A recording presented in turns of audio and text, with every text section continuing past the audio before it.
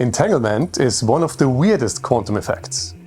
Basically, it means that two quantum particles are so strongly coupled that whatever state we find one part of the system in, we instantly know the other as well. For example, two entangled particles could be in a state where they are always the same, or always the exact opposite. And one thing that's even weirder is that it doesn't matter how far apart the two particles are. As soon as the first particle is measured, the state of the second particle is also fixed. Probably instantaneously. At the very least, if this change in state would have to be transmitted as a signal, it would have to travel many thousand, if not many million times the speed of light. And what do we do with things that are weird? Well, we make them even weirder, of course. Let's entangle three particles. This gives us the famous GHZ state, named after Groundwork, Horn and Zeilinger, who introduced it.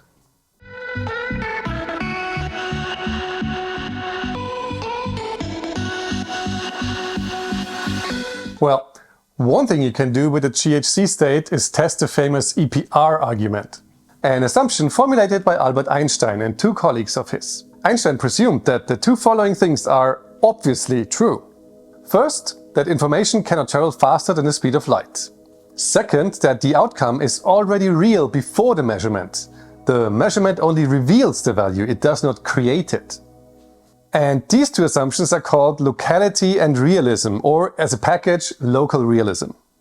Einstein then goes to show that quantum mechanics, or more specifically entangled particles, violate local realism, and ergo, quantum mechanics must be wrong.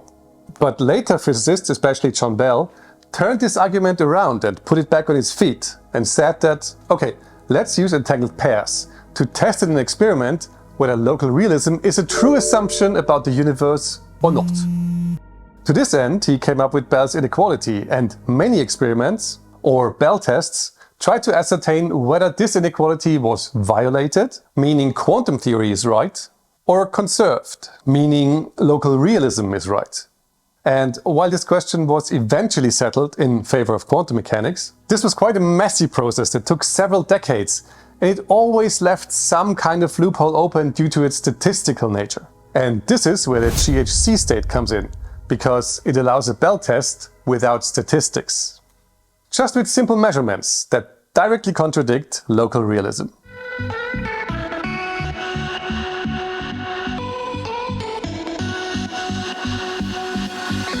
Okay, here's the thing. I don't just want to hand wave all of this, so we need to start with a little bit of groundwork. And if you're already familiar with the basics of quantum states and spin 1/2 particles and entanglement, you can skip this chapter if you want. Alright, so this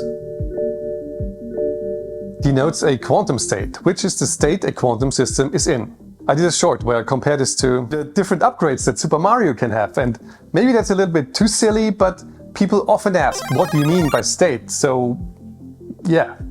And we could use many different properties in this video. For example, the polarization of photons, but realistically, a regular person will not be familiar with any of those. So I'll just take the one with the simplest description, which is spin. Spin by itself is a quite complicated topic, of course, and very wide-ranging. And we will certainly get back to it in future. But today, the only thing you need to know about spin is the following. Spin is a property that particles simply have, and it has a value and a direction. Atoms with spin 1/2 always have two states, spin up or +1 and spin down or -1. An atom can be in either state or even a combination of both called a superposition.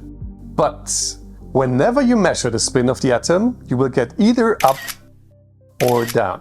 And the superposition of both just means that you could get either when you measure it. You can measure spin in any direction you want and you will always get up or down. We will make extensive use of this here, and I will indicate this with colors, using red for X, green for Y, and blue for Z directions. Each state concerning one direction can be rewritten as a different state for a different direction. For example, a spin-up state in Z can be written as an equal superposition of up and down in X. If I measure this state in Z, I will get up or +1 with 100% certainty. While if I measure it in X, I will either get +1 or -1, both with 50% probability.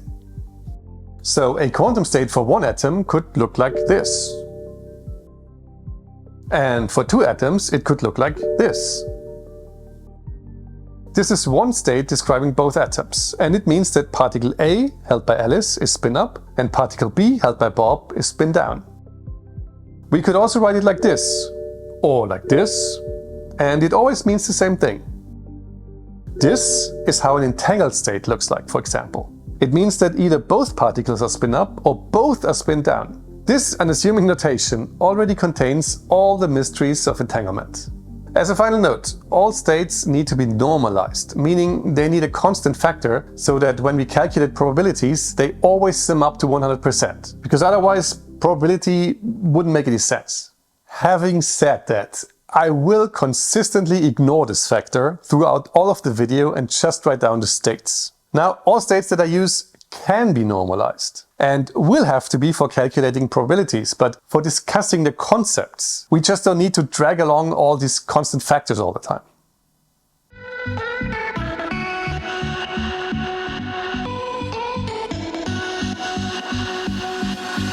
Following on from the last section, you should now be able to read this. This is the GHZ state of 3 spins of 3 atoms, distributed to 3 people: Alice, Bob, and Charlie. It says that if you measure the spins of all atoms in C direction, you will get either all spins up or all spins down. And this is regardless of how far apart these atoms might be located. And this is the archetypal behavior of entanglement. But so far, this hasn't been any different from two-particle entanglement. So what we really want to do here is measure the spins in a different direction. For example, X. To do that, let's replace every C state with its representation in X and do all the necessary multiplications and additions and so on, and then we get this. Now, remember, whenever we measure a spin-up state, we get +1 as a result, and when we measure a spin-down state, we get -1. So what do we get when all 3 parties measure this state in X direction and multiply the results? It's easy to see that the value of this 3-particle measurement will always be +1. The second type of measurement we want to perform is measuring the first atom in X direction and the other 2 in Y direction. Again, it is most convenient to rewrite the entire GHZ state in those spaces, and in this case we get this. It's easy to see that this will always give the same result when multiplied, this time -1. And in fact, any combination of 1 X direction measurement and 2 Y direction measurements will give this result of -1. Okay, this sounds confusing so far and not really exciting, but we get +1 when we measure in XXX direction and we get -1 when we measure in XYY direction, or any permutation of those, both with 100% probability. Okay, so there is a huge problem with these results, but we will only see that when we try to explain it using local realism.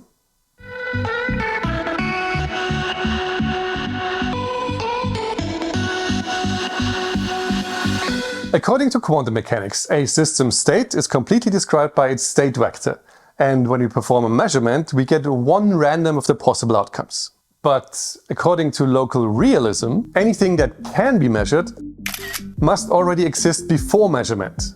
These values are what Einstein called the elements of reality. So all values of X measurements must already be set before the measurement, and all Y values must also be set, regardless of what will eventually be measured. Which sounds pretty straightforward actually, but let's see. Let's call these values A, B and C, with a subscript for the respective direction. So AX is the value for the measurement of the first atom spin in X direction, etc. And as we saw, any of those values individually can only be +1 or -1, because those are the only outcomes we can ever get measuring spin 1/2. So what do the GHZ results tell us? Well, AX, BY, CY must always be -1. And the same goes for AY, BX, CY and AY, BY, CX. If we multiply these 3 lines and observe that all square numbers are always +1, we get this result from local realism. However, the measurement result is the exact opposite. So the results the actual measurements give us are in direct contradiction of local realism. And you can say, well, that's maybe just a mathematical trick, and you can try to figure out the combination of predetermined measurement values that reproduce exactly the results we got in the experiment. But you will find that this is completely impossible. Therefore, the GHZ experiment directly contradicts local realism, just using normal measurement values and no statistics at all. So this contradiction of local realism is as strong and as direct as it could possibly be.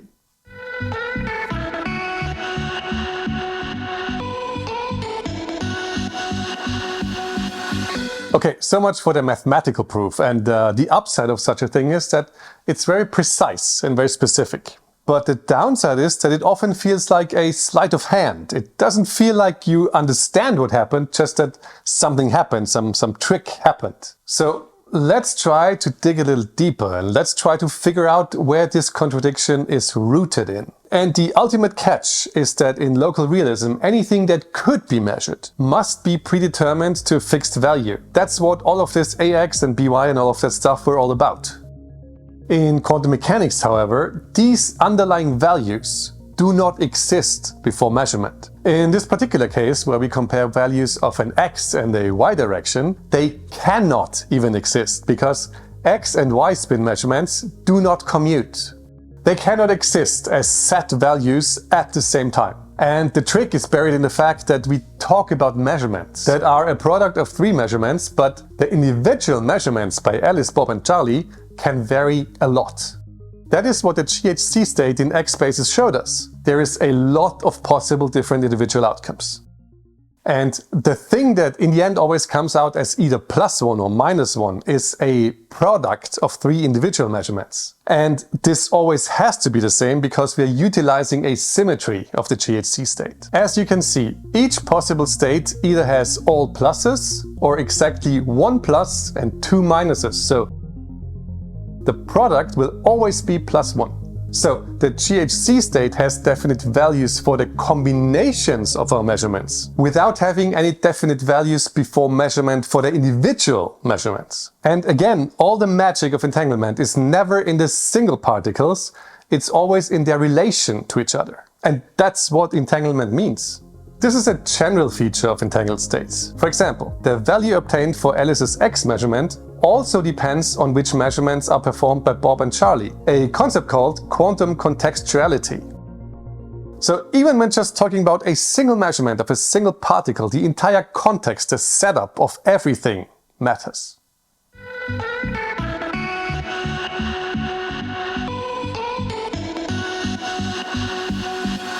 So that's the most famous use of the GHZ state, but what other uses are there? It certainly kicked off interest into more general entangled states, which can have much more than just two particles. This is now called multipartite entanglement, and it has some applications in quantum information and quantum error correction. However, it gets increasingly difficult technically to entangle so many particles with each other. So in terms of technical applications, multipartite entanglement doesn't have any meaningful significance yet.